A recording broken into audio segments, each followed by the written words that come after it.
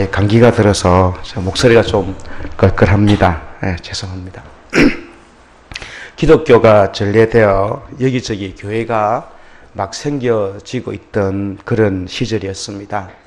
평양에 살던 한 신실한 부인이 평안남도에 있는 진남포로 이사를 하였습니다. 당시에 교회가 평양에만 있었기 때문에 이 부인과 어린 두 아들이 주일만 되면 주일 예배를 드리기 위해서 수레를 타고 평양으로 이렇게 예배를 드려 오곤 했습니다. 어느 주일날 주일 예배를 마치고 집으로 돌아가는 길에 이제 부인은 수레를 타고 앉았고 이제 두 아들이 수레를 몰고 가는데 수레 바퀴에 돌멩이 하나가 탁 튕기면서 지나가는 노인의 눈을 맞추고 말았습니다. 그래서 어떡합니까? 재판을 받게 되었습니다. 재판장이 묻습니다. 너희 둘 중에 누가 수레를 몰았느냐? 수레에 몰은 아들에게 이제 그 벌을 주려고 하는 거죠. 그러니까 이 두 아들이 서로 자기가 몰았다는 겁니다. 제가 몰았으니까 저에게 벌을 주십시오. 큰애는 큰애대로, 작은 애는 작은 애대로 자기가 수레를 몰았다는 겁니다. 재판장이 어머니에게 묻습니다. 어머니, 당신은 알지 않습니까? 도대체 두 아들 중에 누가 수레를 몰았습니까? 이렇게 물으니까 어머님이 이렇게 얘기하는 겁니다. 재판장님, 저기 두 아이는 서로 배다른 형제입니다. 큰애는 어머님이 돌아가시고 제가 재갈해서 낳기 전에 아들이고요. 제가 재갈해서 낳은 아들은 요 둘째 아들입니다. 근데 재판장님 이왕 벌을 주시려고 하면 제가 낳은 둘째 아들에게 벌을 주십시오. 이렇게 이야기를 하는 겁니다. 그래서 재판장이 하도 기가 차서 이렇게 묻습니다. 아주머니, 당신은 도대체 뭐 하는 사람입니까? 그러니까 그 부인이 대답하는 말이 저는 예수 믿는 사람입니다. 이렇게 대답을 하더라는 것입니다. 여러분, 예수를 믿는다는 그것은 무엇을 의미합니까? 오늘 본문에 보면 예수님께서는 남보다 더하는 사람이 예수님을 믿는 사람입니다. 나쁜 의미에서 남보다 더하다는 것이 아니라 좋은 의미에서 남보다 더한 사람입니다. 우리는 흔히 남보다 더하다 이런 용어를 쓸 때 안 좋은 뜻으로 많이 쓰죠. 야, 있는 사람이 더하네. 그런 걸 많이 쓰죠. 그죠? 있는 사람이 더하네. 이 더하다 이 말이 좀 나쁜 의미보다는 오늘 말씀에 이 더한다는 말은 좋은 의미로서의 더한다 이런 의미를 가진다는 것을 알고 이 말씀을 들어주셨으면 합니다. 예수님은 오늘 본문에서 당시의 상황에 통용되는 그런 이야기를 먼저 하십니다. 잘 아시는 바와 같이 38절에 눈은 눈으로 이는 이로 갚아라. 그리고 43절에는 내 이웃을 사랑하고 내 원수를 미워하라. 그 당시에 통용되는 이야기입니다. 물론 지금도 통용됩니다. 눈은 눈으로 이는 이로 갚으려고 하죠. 법이 있어서 그렇지. 만약에 법만 없다 그러면 눈은 눈으로 그거보다 더하게 갚습니다. 내가 한 대 맞았다? 한 대만 때립니까? 두 대 때립니다. 두 대. 그래서 눈은 눈으로 이는 이로 갚아라. 그런데 예수님은 이 통용되는 이 관습을 떠나서 너희는 그 이상의 삶을 살아라고 말씀하고 있습니다. 그러시면서 39절부터 쭉 나옵니다. 나오는데 39절부터 쭉 39, 40 올라갈수록 어려워집니다. 일하기 자체가 무슨 말씀이냐면 39절에 보면 오른쪽 뺨을 치는 자에게 왼쪽 뺨을 내미는 것. 한 대 맞는 겁니다. 40절 말씀 속옷을 가지려고 하면 꼬옷까지 줘라. 꼬옷은 사실은 더 아까운 옷이거든요. 잘 아시는 것 같이 그 당시에 그 지방은 꼬옷이 입으로 똑같습니다. 근데 속옷을 달라고 하면 꼬옷까지 줘라. 그러면 오리를 가져가면 심내까지 가라. 더 힘든 게 있습니다. 내게 구하는 자에게 주며 내게 꾸고자 하는 자에게 그자하지 마라. 돈 문제가 나오죠. 가만히 보면 내게 구하는 자에게 주며 이 말은 있으니까 구하는 거거든요. 있으니까. 없는 사람한테 안 구합니다. 있으니까 손 벌리고 구한다는 겁니다. 그럼 무조건 줘라. 거절하지 말라 이렇게 이야기를 합니다. 상식을 뛰어넘는 그 이상의 삶을 살아가는 것이 오늘 주님의 말씀이고 이것이 진정한 이 그리스도인의 삶이라는 것입니다. 이런 말씀을 사실 설교 시간에 듣지 않고 만약에 우리가 살아가고 있는 삶의 현장에서 실제로 경험하게 된다면 저를 포함한 대부분의 사람들은 제대로 받아들이기 힘듭니다. 저 역시 힘들거든요. 간단한 예로 오른쪽 뺨을 갖다가 치려고 하면 여러분 뭐로 때려야 됩니까? 오른쪽 손등으로 때려야 이렇게 오른쪽 뺨이 상대편 뺨에 때려지거든요. 이게. 그러니까 이렇게 때리면 상대편에 어느 쪽 뺨입니까? 왼쪽 뺨입니다. 이거 보니까 오른쪽 뺨이거든요. 이렇게 때려야 됩니다. 이렇게. 안 그러면 또 때리는 방법이 있습니다. 어떻게 때리면 됩니까? 뒤에서 때리면 뒤에서. 그러면 오른쪽 뺨이 됩니다. 뒤에서 때리든지 손등으로 때리든지. 그런데 다 참아라는 겁니다. 다 참아라. 그런데 주님은 그렇게 하라고 말씀하고 있습니다. 우리 기독교인들이 이러한 삶을 살아내지 못하면 그것은 기독교인의 특징이었고 구별이 없다는 말과 똑같습니다. 여러분 그 사도행전에 보게 되면 사도행전 11장 26절 한번 찾아볼까요? 한번 찾아보겠습니다. 11장 26절 페이지 수로는 207페이지 11장 24절부터 한번 26절까지 한번 보겠습니다. 24절, 25절, 6절 사도행전 11장 24절에서 26절 같이 읽어볼까요? 시작. 바나바는 착한 사람이요 성령과 믿음이 충만한 사람이라. 이에 큰 무리가 죽게 더하여 지더라. 바나바가 사울을 찾으러 다소에 가서 만남에 안디옥에 데리고 와서 둘이 교회에 1년간 모여 있어 큰 무리를 가르쳤고 제자들이 안디옥에서 비로소 그리스도인이라 일컬음을 받게 되었더라. 아멘. 중요한 말씀이 나옵니다.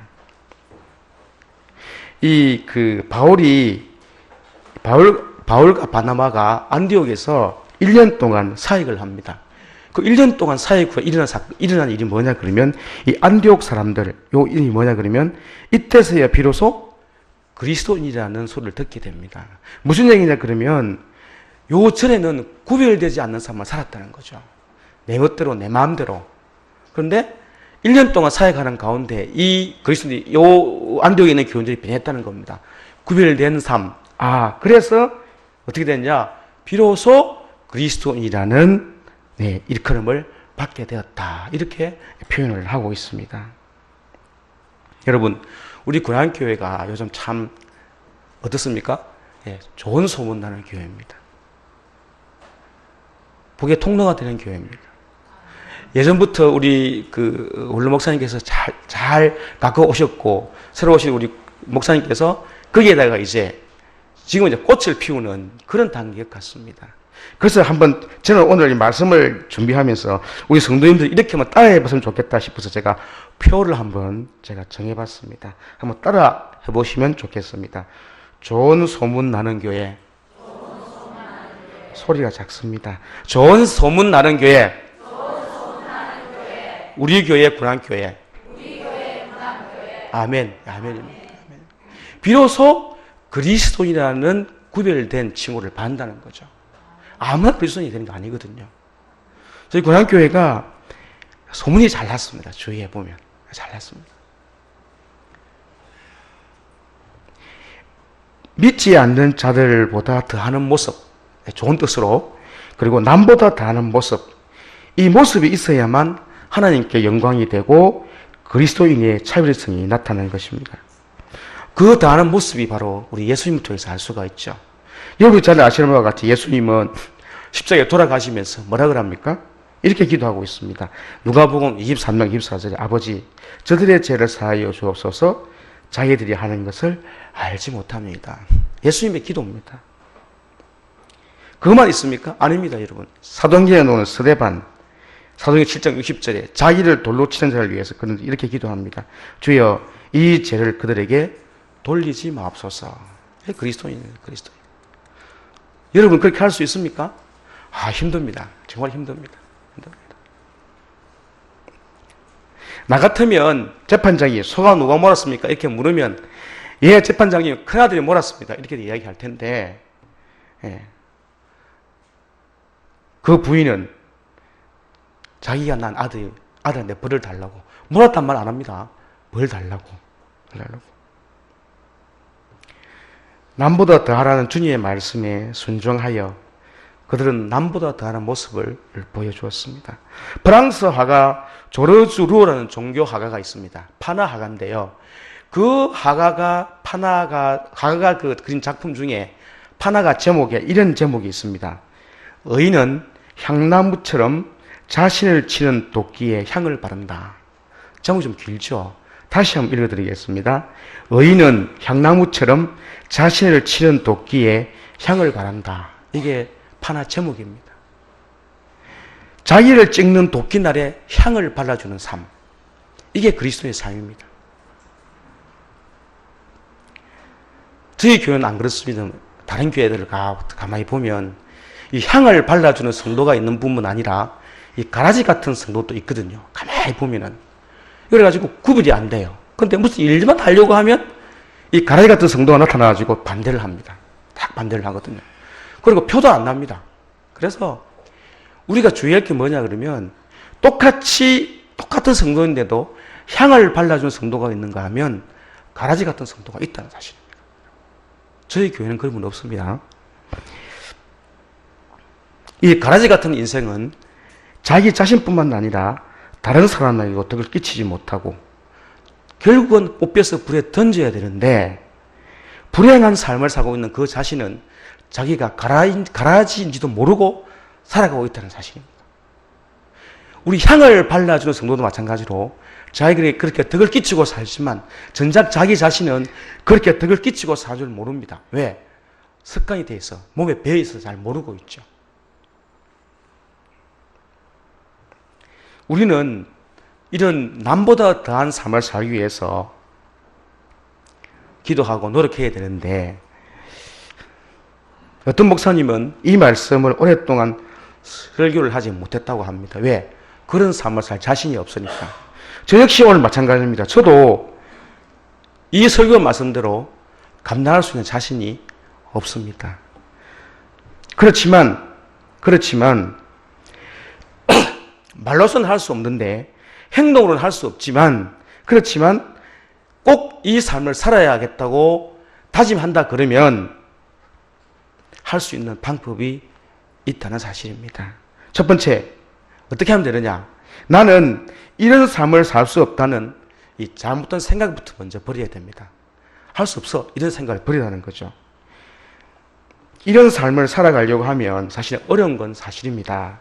그렇다고 전혀 불가능한 일은 아닙니다. 만약 불가능하다 그러면 주님께서 아예 성경 말씀에 이런 말씀조차 하지 않았을 것입니다. 많은 성도님들이 우리가 이 어려운 성경 말씀을 대할 때 이런 생각을 많이 합니다. 이 말씀은 특별히 김 집사님한테 주시는 성경 말씀이지 나는 아니야 이렇게 생각합니다. 이 말씀은 모 집사님한테 주시는 말씀이지 나는 아니야 이렇게 생각합니다. 왜? 감당하기가 힘들거든요. 힘드니까. 그 말씀은 특별한 사람을 위해서 한 말씀이지 나는 아니야 이렇게 생각하는 경우가 상당히 많다는 거죠. 아닙니다. 똑같이 주신 말씀입니다. 똑같이 주신 말씀입니다. 여러분 십계명 말씀 다 통용됩니다. 다 됩니다. 신명기에 나오는 여러분 그 말씀들 복과 주의된 말씀 다 통과되거든요. 다 똑같거든요. 근데 이 말씀은 저 집사님 거고 이건 내 아니야. 이렇게 생각하시면 안 된다는 겁니다. 어려워도 나에게 주시는 말씀이요. 내가 살아내고 내가 실천해야 할 말씀입니다. 어떤 특별한 사람에게만 주시는 말씀이 아니라 나 같은 평범한 사람에게도 주시는 말씀이라 생각하시고 미리 포기하지 마시고 애쓰고 노력하는 자세를 가질 때 우리는 남보다 더한 자세의 삶을 살아갈 수가 있습니다. 특별히 오늘 48절 말씀에 주님은 이렇게 말씀하고 있습니다. 마지막 절에 그러므로 하늘에 계신 너희 아버지의 온전하신 것 같이 너희도 온전하라 이렇게 말씀하고 있습니다. 이 말씀에서 가장 중요한 내용은 하늘에 계신 하나님이 우리의 아버지이시고 우리는 그 아버지의 아들이라는 사실입니다. 여러분, 우리가 쉽지 않는 주님의 말씀에 순종하여 살아가고자 할 때 정말 깊이 생각해야 할 말씀이 바로 우리가 누구냐 하는 정체성의 문제입니다. 여러분, 우리가 누구입니까? 하나님의 아들입니다. 다시 한번 묻습니다. 우리가 누구입니까? 네, 하나님의 아들입니다. 예, 아멘이 나와야 되겠죠. 예, 하나님의 아들입니다. 하나님의 아들. 아들은 아버지를 닮아가야 되는 게 당연한 거거든요. 그러니까 하나님의 온전하심, 우리도 닮아가도록 노력해야 되고 최선을 다해야 된다는 것입니다. 그래야 하나님이 기뻐하시는 아들이 된다는 겁니다. 저는 TV 프로 중에 코미디 프로를 잘 봅니다. 그냥 녹화한 거 가지고 그냥 편안하게 보거든요. 웃고 싶어서. 거기에 보면 그 닮은 꼴을 가지고 이렇게 하는 코미디가 있는데 아버지와 아들이 전혀 안 닮았습니다. 옆집 아저씨를 닮은 거죠. 옆집 아저씨를. 그러니까 친구가 가서 놀립니다. 야, 너가 아들은 옆집 아저씨 닮았다. 이러거든요. 그러면 아버지가 화가 나가지고 봐라. 여기 유전자 검사 다 맞다고 돼 있지 않냐. 이렇게 얘기하거든요. 그래? 좋다. 그러면. 그걸 놓고 이제 아들과 아버지 그 다음에 그 친구가 와서 이야기를 하다가 마침 옆집 아저씨가 놀러 옵니다. 그러면 옆집 아저씨가 하는 행동을 그 집 아들도 똑같이 합니다. 옆집 아저씨가 냉면을 좋아하면 그래도 냉면을 시키고요. 그 옆집 아저씨가 짜장면을 시키면 짜장면을 시킵니다. 좋아하는 음식도 똑같다는 거죠. 그러니까 자기 아버지가 화가 나는 겁니다. 야, 너는 내 아들인데 왜 옆집 아저씨가 똑같이 행동하냐? 이렇게 얘기를 합니다. 화가 날 수밖에 없는 상황이죠. 우리도 마찬가지입니다. 하나님의 아들이면서 하나님의 성품을 안 담고 악한 악마의 성품을 담다 그러면 하나님이 화가 납니다. 화가 나겠죠. 옆으로 길이 잠깐 빠졌습니다. 나는 못한다고 생각하지 마시고 미리 포기하지 마시고 내가 하나님의 아들이라는 정체성을 가지고 주님을 닮아가는 일에 남보다 더하는 일에 최선을 다하시기 바랍니다. 두 번째로 우리가 남보다 더한 삶을 살아가기 위해서는 하나님의 능력을 힘입어야 됩니다. 여러분이 잘 아시는 갈라디아서 2장 20절 사도 바울은 이렇게 고백하고 있습니다. 내가 그리스도와 함께 십자가에 못 박혔나니. 잘 아시는 구절이죠. 그런즉 이제는 내가 사는 것이 아니요 오직 내 안에 그리스도께서 사시는 것이라. 이제 내가 육체 가운데 사는 것은 나를 사랑하사 나를 위하여 자기 자신을 버리신 하나님의 아들을 믿는 믿음 안에서 사는 것이라. 사도 바울의 고백입니다. 이제는 내가 사는 것이 아니라 내 안에 그리스도가 산다고 말씀하고 있습니다. 예수를 믿기 전에는 내 생각과 내 뜻대로 살았는데 이제는 아니라는 거죠. 나는 세상에 대해서 죽었고 이제는 내 안에 예수 그리스도가 계심으로 해서 예수 그리스도의 삶을 살아간다는 겁니다. 예수님을 주님으로 모시고 새로운 피조물이 되었다는 것입니다. 십자가 위에서 자기를 못 박고 조롱하는 이들을 바라보며 아버지여 저들의 죄를 용서하여 주옵소서라고 기도하신 그 용서, 희생, 그리고 사랑의 길을 가신 그 예수님을 따라가는 그리스도인이 되었다고 사도 바울은 고백하고 있습니다. 여러분, 우리는 이제 내 힘과 내 능력과 내 뜻대로 사는 자가 아니고 내 안에 거하시는 하나님의 능력과 그 힘으로 사는 자임을 믿으시기 바랍니다.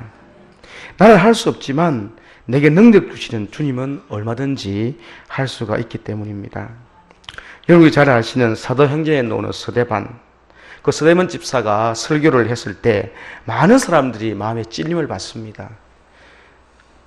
그런데 그 유대인들이 그 마음에 찔림을 받고 회개하기는커녕 오히려 그를 죽이고자 하죠. 그리고 큰 소리를 지르며 길을 막고 돌들을 들어서 스데반 집사를 쳐 죽입니다.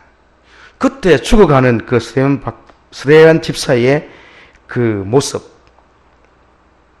자기를 돌로 치는 그 사람들 위해서 스데반 집사는 주여 이 죄를 그들에게 돌리지 마옵소서 하고 기도를 드리게 됩니다. 저주를 퍼붓고 원망을 지어도 모자랄 판에 그는 용서해 달라고 기도합니다.